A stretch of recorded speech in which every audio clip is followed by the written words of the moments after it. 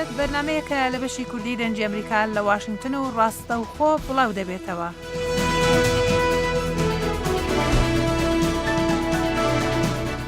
ئەم بەرنمەیە لەلایەن دەخیلی شەمۆ بەڕێوە دەچێت و ئێوەش دەتوانن بەشداری تێدا بکەن.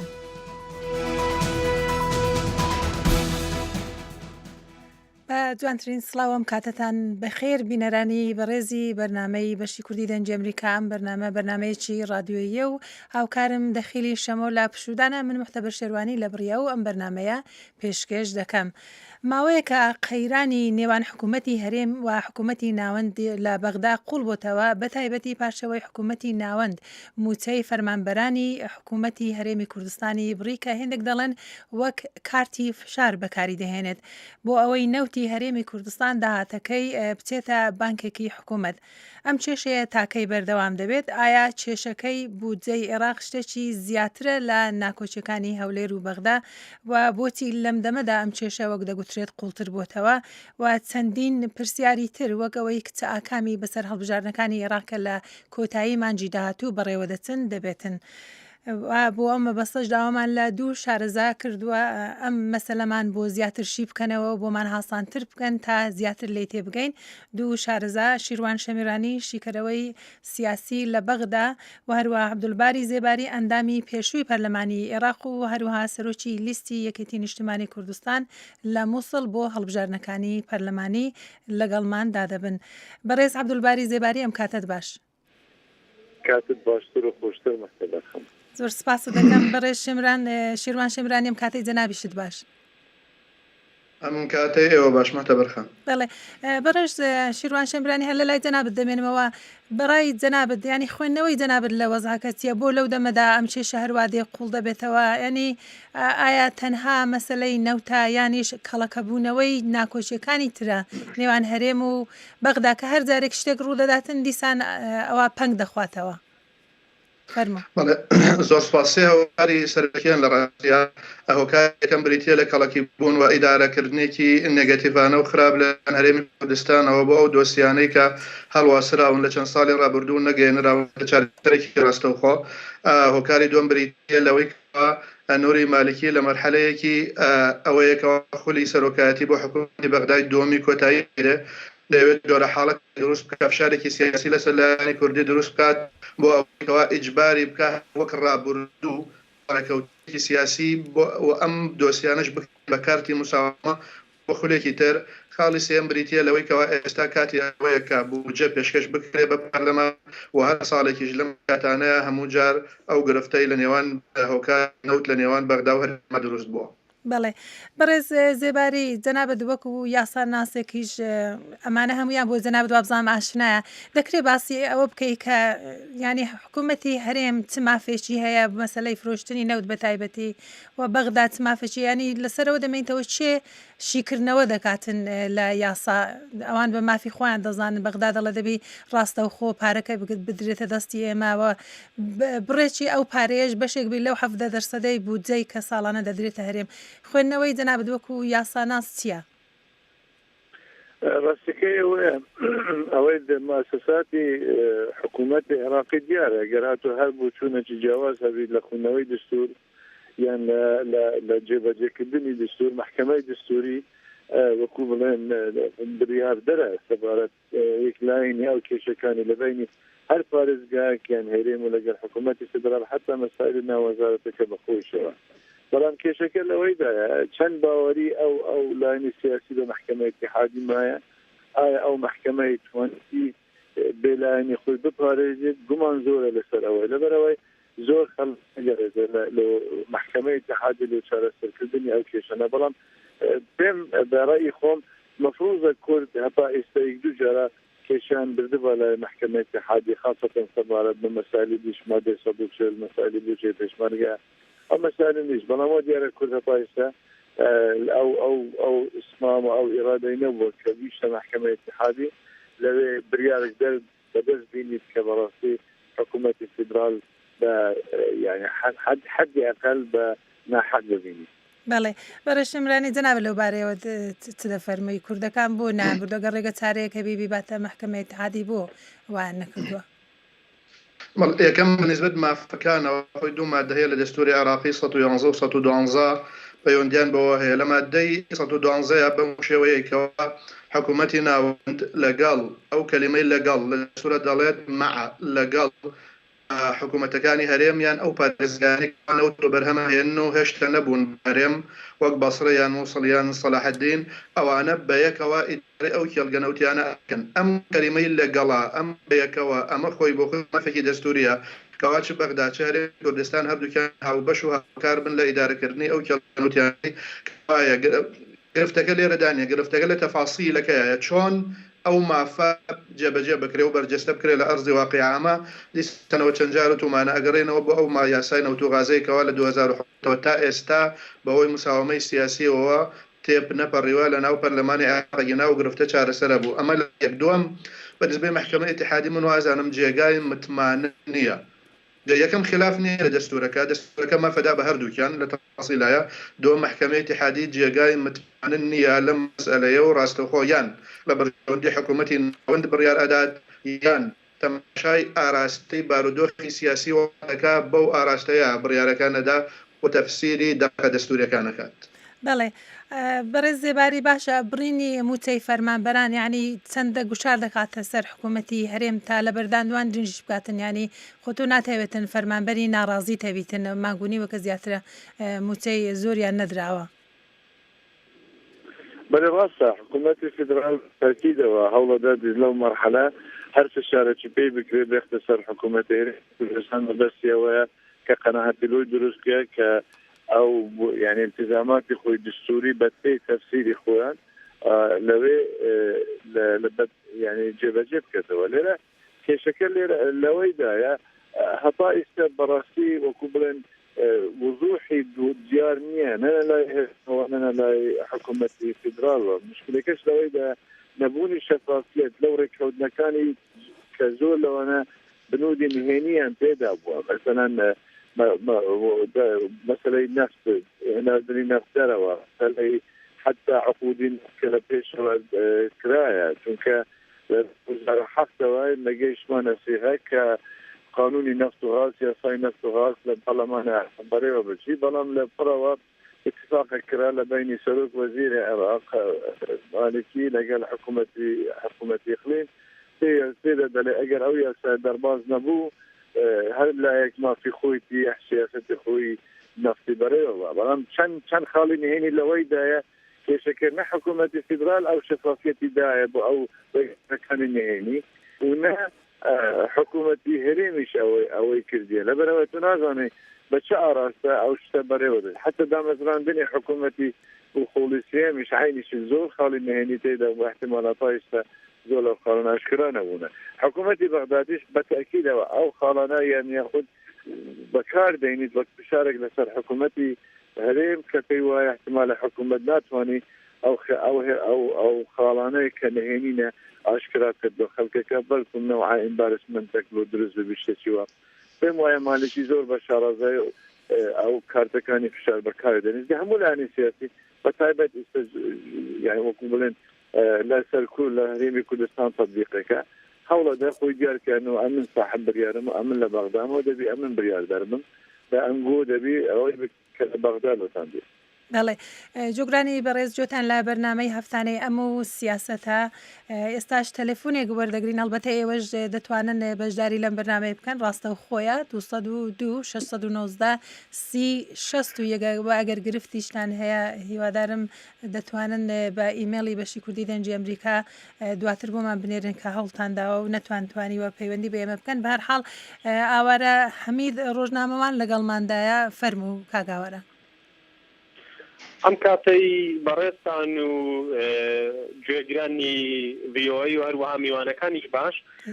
هەڵبەتە پەیوەندیە خراپبووی پەیوەندەکانی هەرێمی کوردستان و حکوومەتی بەغدا پێم وایە لە مێژینەیەکی زۆری هەیە بەڵام بە خوێندنەوەی سیاسیەکانی ئێمە یاخود نوێنەرەکانی ئێمە یاخود ئەگەر بڵێن سەرکردەکانی کورد لە مێژوو پەنجیان وەرنەگرتووە کە کێشەکانی نێوان حکوومەتی هەرێمی کوردستان کە ئێستا حکوومەتی هەرێمی کوردستانە لەگەڵ حکوومەتی ناوەند هەروەها لە ڕابردوو شۆڕشەکانی کە لە هەرێمی کوردستان کراون لەگەڵ دەسەڵاتەیەک لە دوایەکانی عراق لە زمانی مەلیکەوە بۆ ئێستاوە لە پێش ئەو کاتەوە ینی پەنجیان لەم مێژوە وەرنەگرتووە کە بتوانن زیرەکانە یاخود ڕۆنتر بڵێن سیاسیانە مامەڵە بکەن لەبەر ئەوەی دەبینین ئەوەی ئێستا لە هەرێمی کوردستان ئەکرێت کەڵەکەبووی چەند ساڵێکە کە حکوومەتی عراق چەندین جار داوای کردووە کە فرۆشتنی نەوت بخێتە چوارچێوەیەکەوە بەڵام لە هەرێمی کوردستان ڕەخنەکانی بەغدا بەوەندە وەرنەگیراوە هەروەها پرسەکانی نێوان هەرێمی کوردستان و بەغداش لە نێوان چەند کەسێکدایە بۆ نمونە لە هەرێمی کوردستان لە نێوان خودی نەچیروان بارزانی کە مودەی چەند ساڵێکە سەرۆکی حکومەت بووە بەدابڕان و بێدابڕانیش هەروەها ئاشتی هەورامی وەزیری سامانە سروشتەکان و چەند کەسێکی تر بگرە ئەم هەموو نوێنەرایەتی کورد لە بەغدا هەم لە ڕێی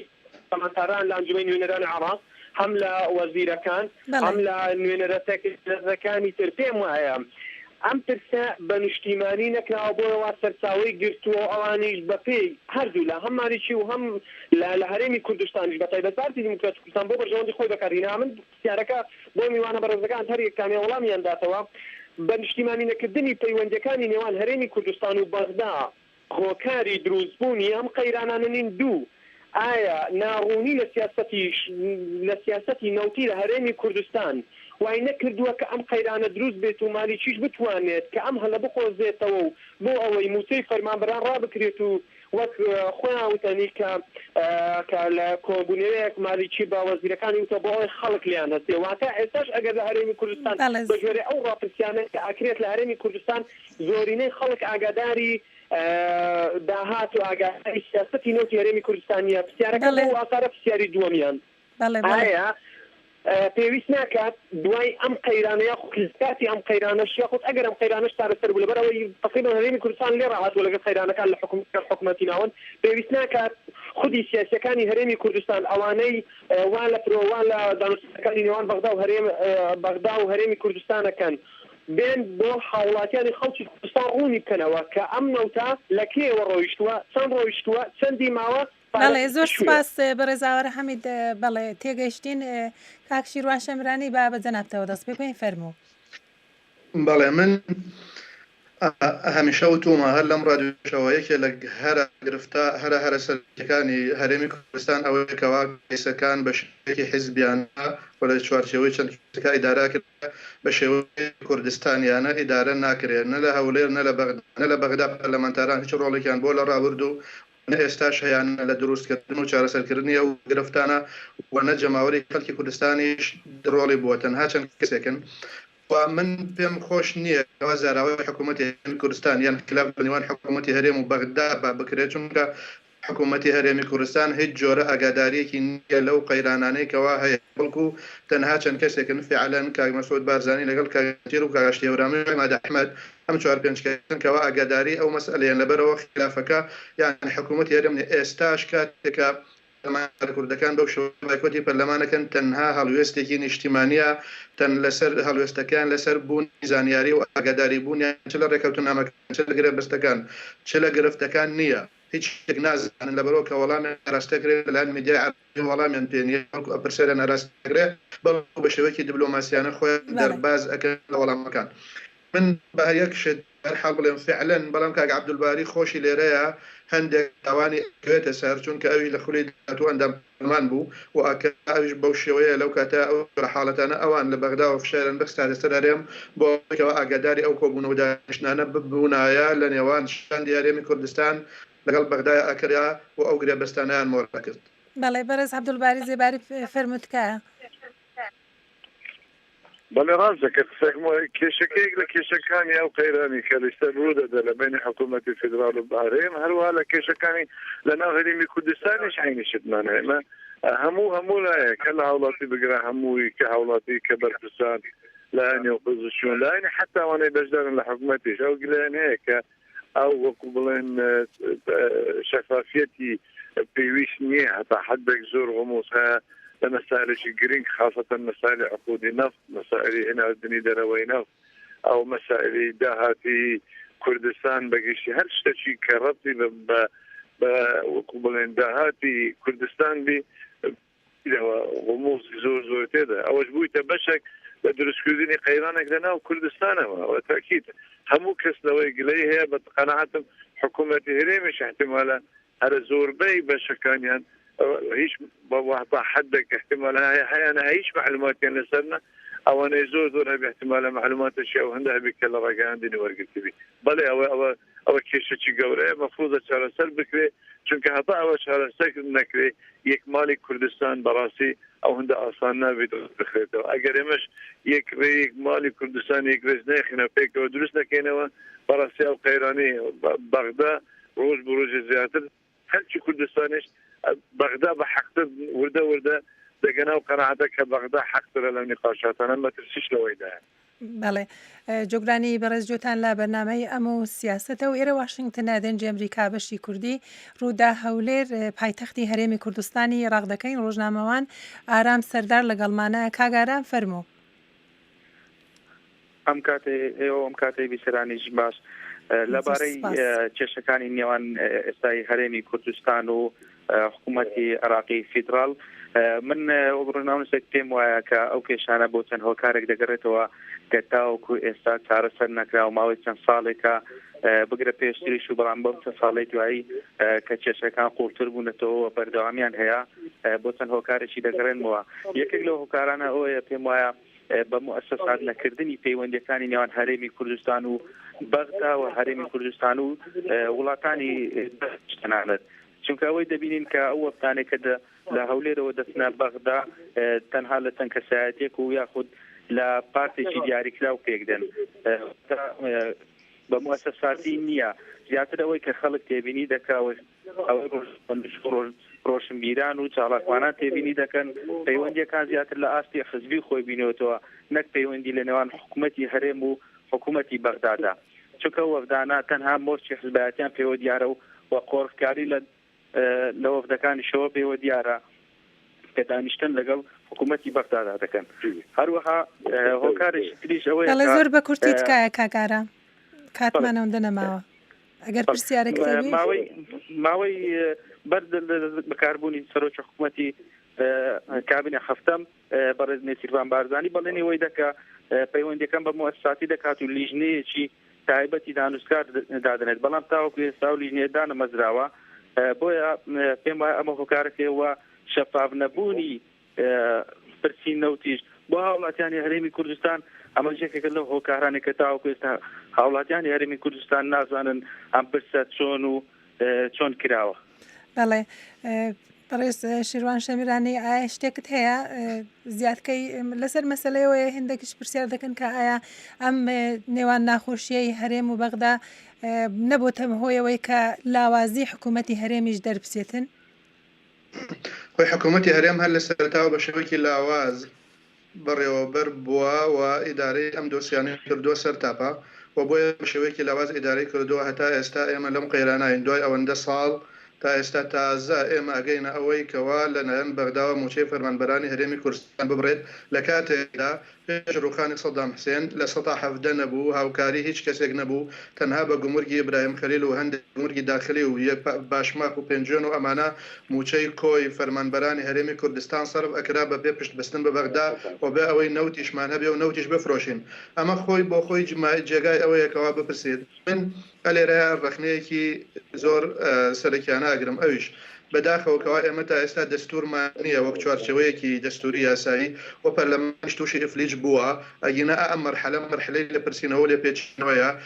لە کەسی یەکەمەوە ئایا ئیتر کاک مەسعود سەرۆکی هەرێم بێت یان کاک نەچیروان بێت یان ئاشتیەورانی یان کاک مالی ئەحمەد ئەمانە کاتێکەوە لێ پرسینەوەیان لێ بکرێ یان بوترێ بۆچی ئەم قەیرانە ئێستا کوردستانی تیاکە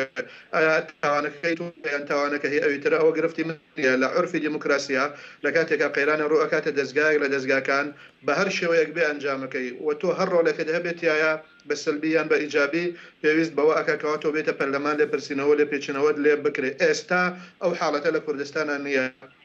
و هێشتا کوردستان مەسئلەکە ئەگەر کاینەچیر بێ ئەم مەسئلە بکە بەدەستگایی جارە ئێمە گرفتی ئەوەمان هەیە لە ناو هەرێمی کوردستانە خۆمان هێشتا نەبووین بەدەستگایی هێشتا لە کوردستان حکوومەتەکەمان حکوومەتێکی حیزبیە بە پلەی یەکەم پارتی دموکراتی کوردستان بە پلەی دووەم هەم ساتەوەیەکی نیشتمانی کوردستان ئەو دوو حیزبات تحملی کۆی ئەو قەیرانانە ئەکەن کەوا ئێستا کوردستانی پێپەڕێت. بەڵێ زۆر سپاسان دەکەم جۆتان لە بەرنامەی ئەمە و سیاسەتە بەڕێزان شیروان شەمیرانی و هەروەها عەبدولباری زێباری دەگەڵمانە ڕێز زێباری دەگەڕینە لای جەنابەت بەڵام با تەلەفۆنێکیش وەربگرین فەرهەنگ گۆمەشینی دەگەڵمانە کاک فەرهەنگ فەرموو. سپاس بۆ ئەو دەرفەتەوە کاتتان باش و سپاسی میوانەکان دەکەم دیار ڕوونکردنەوەکانیان باش بوون. بەڵام ئێمە کێشەی ئەساسی بینی هەرێمی کوردستان واتە کێشا و پەسەزاوەکان لە بینی هەرێمی کوردستان و بەغدا مەسەلە نەوت و بودجەنیە ئەگەر ئێمە تڕی بکەینەوە یان وردی بکەینەوە لەمە بەڵکو مەسەلەی ئێمە کێشەی پراکتیزەکردنی دەستورەوە پەشیمانبوونەوەی قیادەی سیاسی عەرەبی عێراقیە ئەویش کە لە ماریچی حزبەکەی خۆی دەبینێتەوە یعنی ئەوان لەسەر مەسەلەی مافی کورد لەسەر مەسەلەی بە فدرالبوونی عێراق هەڵوەسەیان کردووە جاران کاتێک کە مشەرعینی کورد قسەیان لەسەر ئەوە دەکرێت بەشدار بوون لە نووسینی دەستوری عێراقی بەتایبەتی ئەگەر ئێمە ئاماژە بە مادەی 12 دەستور بکەین کە تایبەتە بەنەوە و کاتە ئەومان نەدەکرد. ئێستا کێشەی ئێمە لە بەغدا بەداخەوە لەگەڵ دەوڵەتی ڕئیس مالیکی کێشەی ئەوەیە عێراق بگەێنێتەوە عێراقێکی مرکزیەتی تۆتالیتاری حکوم ڕەفتاریانەی بەحسی چونکە ئێمە لەگەڵ دەستوری عێراق لە ساڵی حەفتاوە تا ئێستا لە دەستوری یەکمەدوایەکانی عێراق ئێمە کێشەمان لەگەڵ دەخی دەستوری نەبووە ئێمە کێشەمان لەگەڵ پراکتیزەکردنی ئەو دەستور بووە بە تایبەت بەرامبەر بە مافەکانی خەڵکی کوردستان و وەکو نەتەوەی کورد و کە نەتەوایەتەکانی تر. ئەمڕۆ لە کۆنگرەکەی گربوونەوەکەی کە لە زانکۆی ئەمریکی کرا لە سلێمانی کرا بەڕێزی سێوان بازانی سەرۆکی حکوومەت بەڕەسمی ئەمە ڕاگەیان وەکو پێ بزانین یعنی وتی ئێمە لەو تەسەوڕدا نەبووین کە بەغدا بیگەێنێتەوە ئاستا لە کاتێکدا کە ئێمە باشترین دەرفەتمان داوە بە حکوومەتی ناوەن باشترین میانڕەوی باشترین نەرمیمان نواندۆ بەرامبەر ئەوان بەڵام کێشەکە ئەگەر بکرێ بە مەسەلەی بودجە یان مەسەلەی یاسای نەوت و غازدارێم ئەمە وردەکاری تێدایە یان دوای بە پاساوی ئەوەی کە ئێمە هەندێک گرێبەستی نەوتیمانێت لە میکانیزمی ئەو عقدانەی کە لەگەڵ شەریکاتی ئەجنەبیان ناوخۆکراوە دێ هەڕۆژەی نانبڕینی فەرمانبەری هەرێمی کوردستان دەکا ئەوەیە ڕاستە کەم و کورتی هەبووە لە سیاسەتی هەرێمی کوردستان بەرامبەر بە نەوت و غاز کەم و کورتی هەبووە لە سیاسەتی هەرێمی کوردستان بەرامبەر بە یاسای پێشمەرگا بە یاسای بودجە کەم و کورتی هەبووە لە بینی پەیوەندیەکانی ئێمە وەکو هەرێمی کوردستان لەگەڵ بەغدادا بەڵام ئەوە خەتایەکە و ئۆباڵە ئەساسیەکە لە سەردەستی مالیکیە زۆر سپاس کاک فەرهەنگ حەزەکە بیبڕێ ئەگەر نامن پێم وایە ئەو کێشانە زیاتر سیاسی نەک مۆرکێکی ئیداری بەحتیان پێ بەڵێ سپاس بۆ تەلەفۆنێکی دیژ وەردەگرین چونکی کاتمان ئەوەندە نەماوە دوایە دەگەڕێینەوە لای بەڕێز زێباری هێمن حەمەتاڵ بەرپرسی ڕێکخراوی ئازادی لاوان لە سلەیمانی دەگەڵمانە کاکێ من فەرمووت کە بە کوردی ئەم کاتتان باش بەڕێزان دەست خۆشتان لێکەم لەسەر تەوەرەکە دیارە ئەم پرسەی ئێستا بەڕێزانریزانکە پرسێکی زۆر هەنووکەی و چارم سازە بە نسبەت وێلی کوردەوە من پێم وایە کێشەکانی ئێستا هەرێم لەگەڵ بەغا چەند جەمسەرێکی هەیە ناکرێت ئەمە کورتی بکەینەوە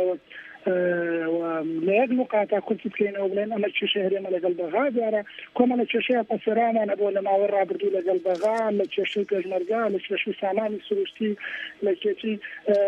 کێشەی باج و گەرامات و خالە سنووریەکان و گومەرکی هەرێم ئێمە ناڵێن هەموو ئەو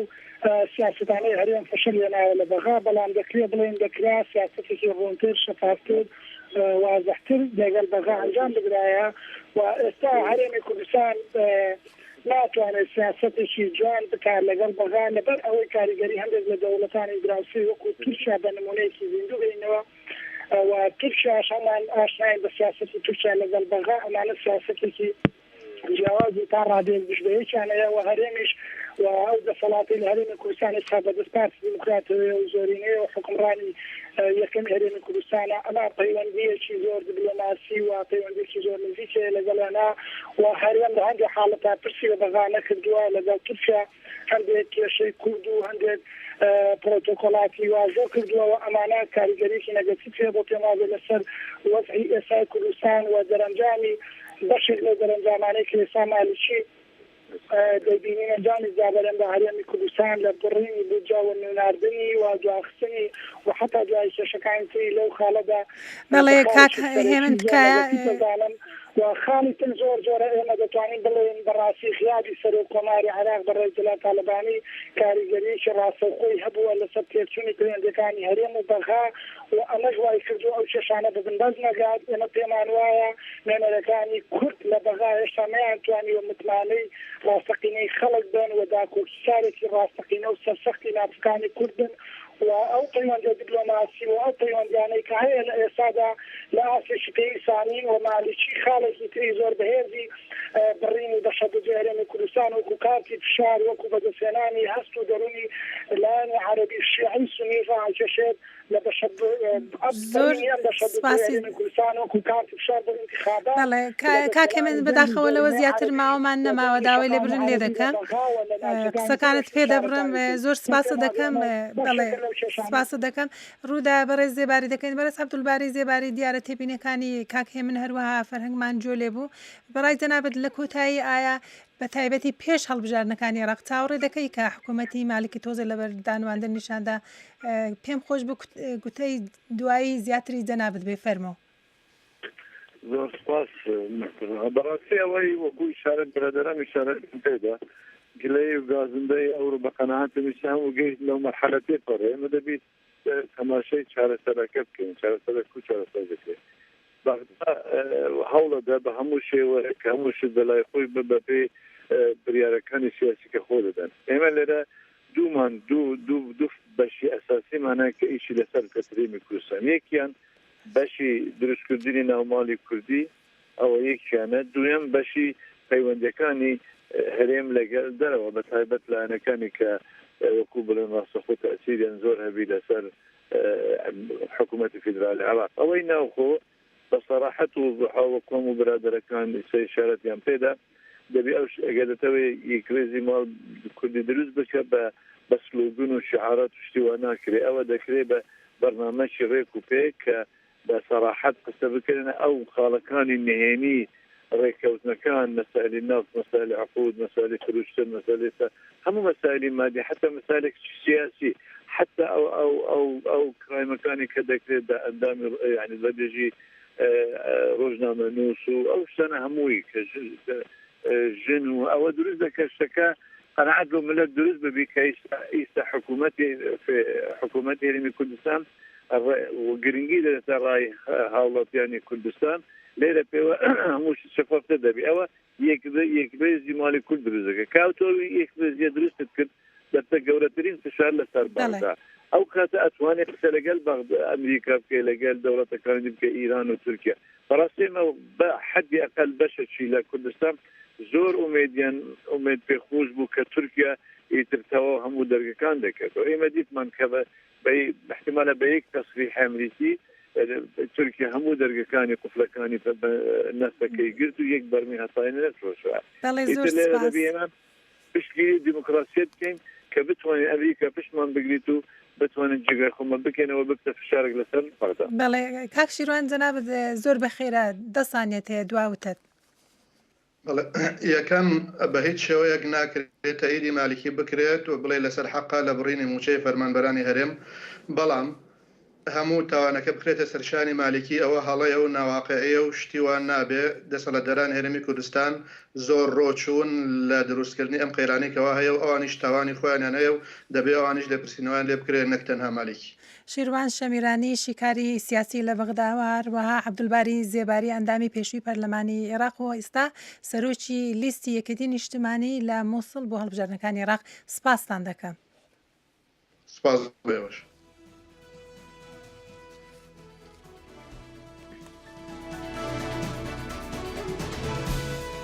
ئەم و سیاسەت بەرنامەیەک بوو لە بەشی کوردی دەنجی ئەمریکا لە واشنگتن پێشکەش کرا.